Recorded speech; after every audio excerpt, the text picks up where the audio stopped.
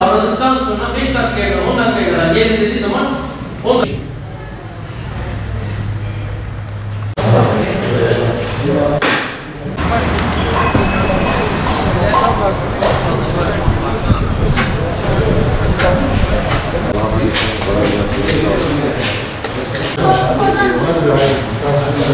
Adayları çağırsanız tek tek gelirler hocam.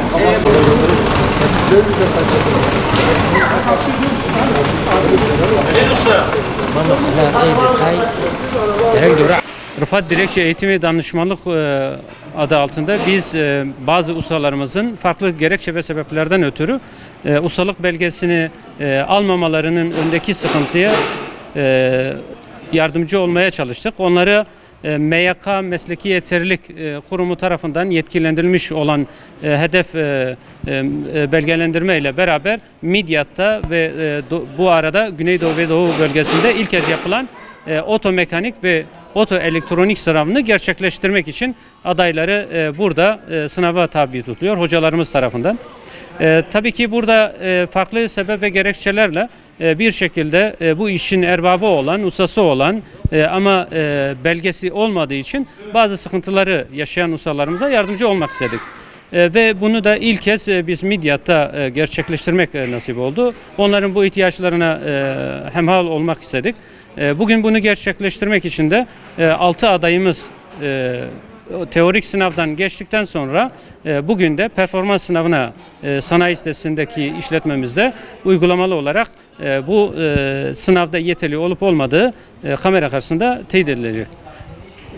Bu belgenin onlara sağlayacağı kolaylık Çıraklık Eğitim Merkezi MESEM tarafından mesleki yeterlilik seviye 4 belgesini aldıkları takdirde onlara ustalık belge alma için telafi denkliğine tabi tutuluyor. Bir e-sınav merkezinde sınava ve bir uygulamada bunlara ustalık belgesi veriliyor.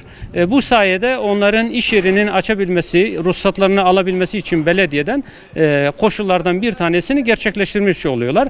Diğer bir önemli avantajı da özellikle son zamanlarda devletimizin güzel bir alaylı kışlalığıyla ilgili bir çalışması var. Bunu çok önemsiyor ve destekliyoruz.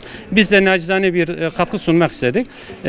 Bunlar gençlere hem iş yerinde çekirdekten yetişme bir eleman yetiştirebiliyorlar. Çünkü o ustalık belgeleri ve usta öğreticilik belgeleri olmaması onların bu yeni yetişecek nesillerdeki çırak eleman ihtiyacına maalesef faydalanamıyorlardı. Bu sayede faydalanacaklar.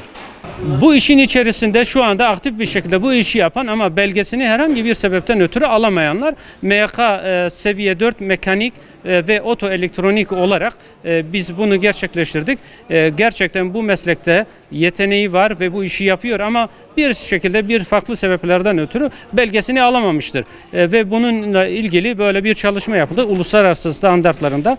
Bu belgenin MYK'nın özellikle ortaya çıkardığı işlevi de ustanın İş güvenliği ile ilgili daha iyi yetişmesi için, nitelikli kalifiye eleman yetişmesi için önce kendi sağlığının iş güvenliğini sağlaması ve sonrasında muayenesini yaptığı, tamirini yaptığı aracın güvenli bir şekilde teslim etmesi için ona güzel bilgiler de aktarılmış oluyor. Yazılı sınava girdik. Şu an mekaniği de bitirdik.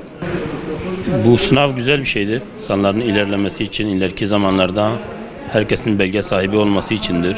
Güzel bir şey. Sınavların bazı şeylerin öğrenmesi güzel bir şeydir. Bazı şeylerin bilmesi, herkesin bütün belgelerinin olması güzel bir şeydir. Midyat'ta yapılması için bizim için çok güzel bir şeydir. Dışarıya gitmiyoruz. Herkese teşekkür ediyoruz.